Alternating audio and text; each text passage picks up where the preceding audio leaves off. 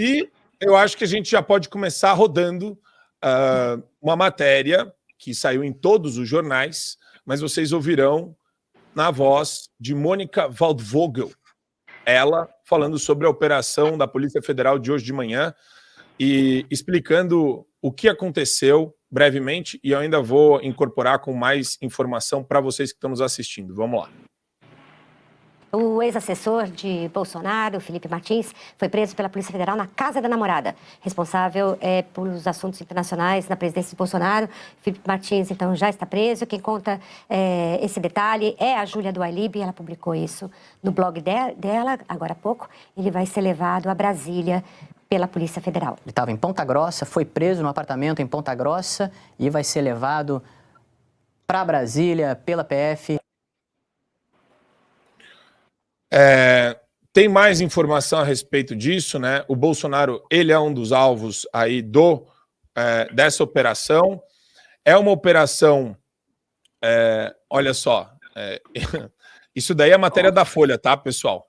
Veja 5 pontos para lembrar golpismo e mentiras do ex-presidente. PF mira ex-presidente, ex-ministros e militares em operação sobre tentativa de golpe. São 33 mandados de busca e apreensão, 4 de prisão preventiva, 48 medidas cautelares, decretados por ele, ninguém mais, ninguém menos que Mr. Alexandre de Moraes. Quais são os 5 pontos, Marco Antônio? Eu não li essa matéria. Os 5 pontos eu vou puxar aqui, vou passar para vocês, mas antes eu quero... Vou dar uma puxadinha.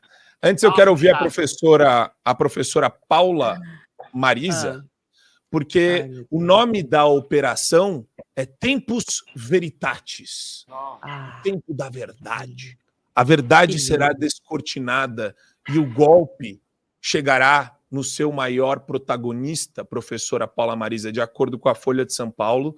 E, óbvio, daqui a pouco a gente vai ver vídeos da Natuza Neri e todos os jornalistas da Globo falando exatamente isso.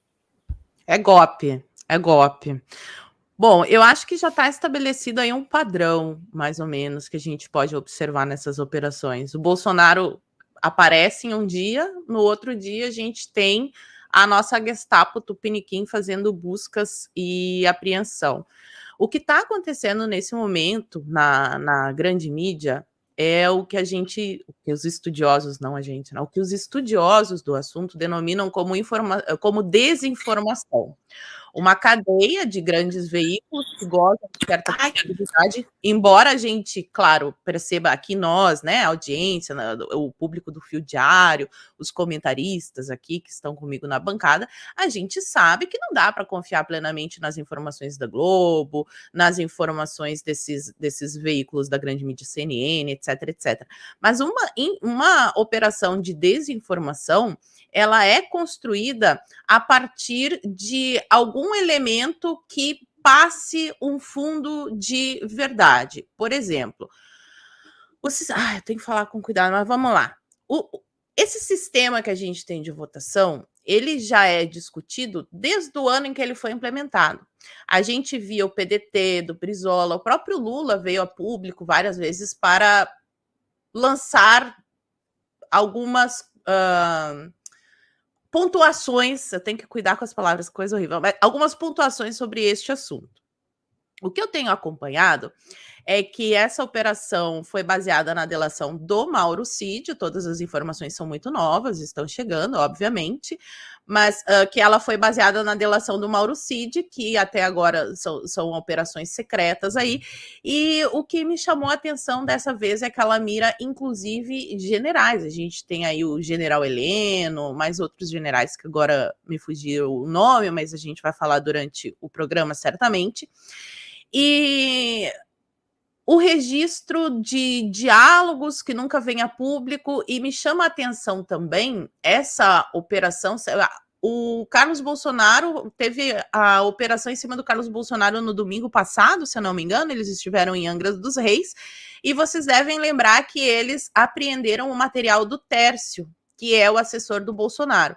Então, eu suspeito, não tenho como embasar isso de forma melhor, mas eu suspeito que eles devem ter encontrado algo ali nesse material do Tércio, que sempre foi muito próximo. Eu não estou dizendo aqui que eles encontraram algo factível, que existiu a tentativa de um golpe organizada pelo Bolsonaro, porque isso é a parte da desinformação, mas eles partem de um pressuposto que é verídico, a crítica que a sociedade brasileira fazia há muito tempo ao nosso sistema no geral, vamos colocar o nosso sistema maravilhoso tupiniquim. Então é assim que se forma a desinformação. Até pouco tempo atrás, podia produzir vídeos sobre o assunto, falar sobre o assunto. Inclusive, quando o Aécio perde a eleição para Dilma, esse foi um tema que ficou muito em evidência no debate público. Hoje em dia, falar sobre esse assunto pode ensejar operações da Polícia Federal. Eu não concordo com isso. Eu acredito que só existe democracia quando as pessoas têm liberdade para expressar críticas, avaliar o sistema, os políticos, fazer críticas mesmo que sejam duras. Obviamente, isso não é liberdade de invadir prédios públicos e quebrar tudo, porque se eu sou contra o MST fazendo isso, eu sou contra qualquer pessoa fazendo isso.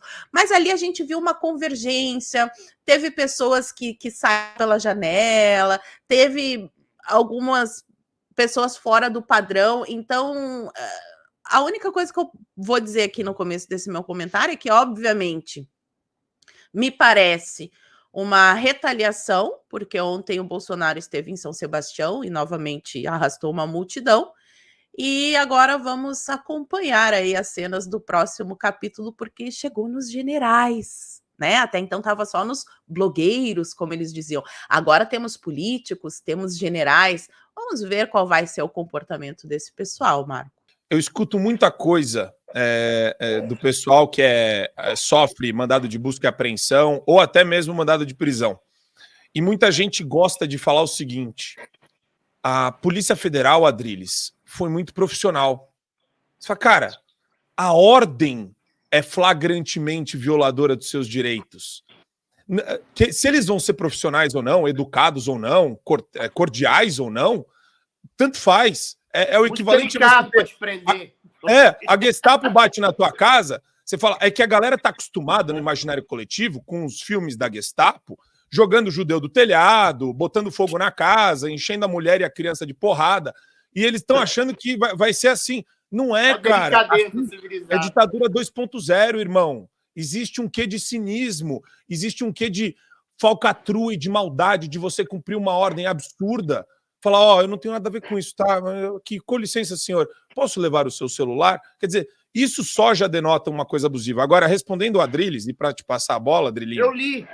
Ah, tá. Eu vou só pontuar as 5, tá? Da Folha de São Paulo. Eles falam, rememore os ataques de Bolsonaro, as investidas. Ataques a urnas e ao TSE, ataques a ministros do STF, elogios à ditadura, 7 de setembro golpista e crise institucional de 2021, Adriles Jorge. Tá aí. E ataque às urnas. A desinformação. É isso daí que a Paula falou. Este daqui é o projeto da imprensa para apoiar, ser cúmplice da prisão de Bolsonaro, que é o que a gente estava discutindo antes, né? Era previsível, a gente não sabia quando, mas esse dia parece que está chegando, Adriles. Está chegando e já prenderam o passaporte do Bolsonaro, tá? O próprio Bolsonaro está nessa operação.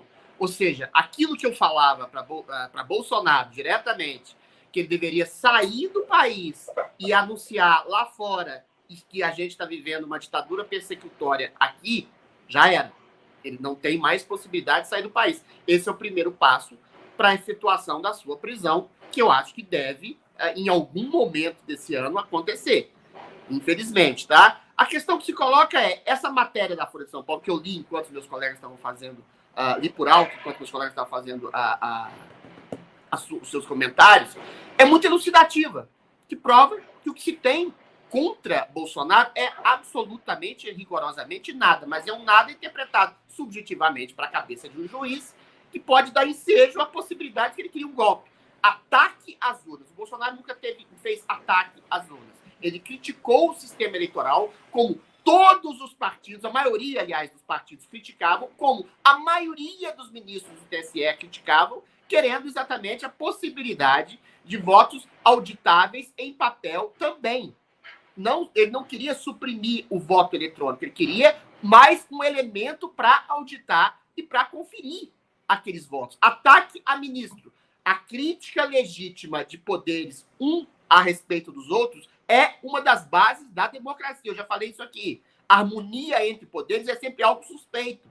Você fiscalizar o judiciário fiscalizar o legislativo fiscalizar o poder executivo e o povo absolutamente fiscalizar todos esses três poderes é o sedimento e a base da democracia. Em algum momento essa crítica pode ser agressiva, ou incisiva, ou violenta, ou leviana, mas quem falou que a possibilidade de crítica a agentes públicos é legítima, ainda que seja leviana, foi um sujeito chamado Alexandre de Moraes. Golpe no 7 de setembro. O Bolsonaro adjetivou realmente algum desses ministros, né? Chamou o Alexandre de Moraes, se eu não me engano, se eu me lembro bem, de canalha. É uma coisa agressiva. Mas, como disse o Alexandre, é uma coisa agressiva possibilidade. O 7 de setembro, a crítica que se fazia às instituições, aliás, a crítica que fazia a pessoas dentro das instituições, era que essas pessoas estavam usurpando poderes das próprias instituições, exorbitando abusivamente os poderes lhes conferidos pela própria Constituição, em inquéritos ilegais, em que pessoas eram presas, censuradas e perseguidas por tipificações criminais que não existiam, tais como fake news. Fake news é o quê? Mentira. Você tem o direito de ter opinião e tem o direito a mentir, inclusive dentro da Constituição. Ou seja, você tem o direito ao auto-engano. Ninguém é possuidor da verdade absoluta sobre os fatos. Discurso de ódio. Você tem o direito de ficar indignado com alguém.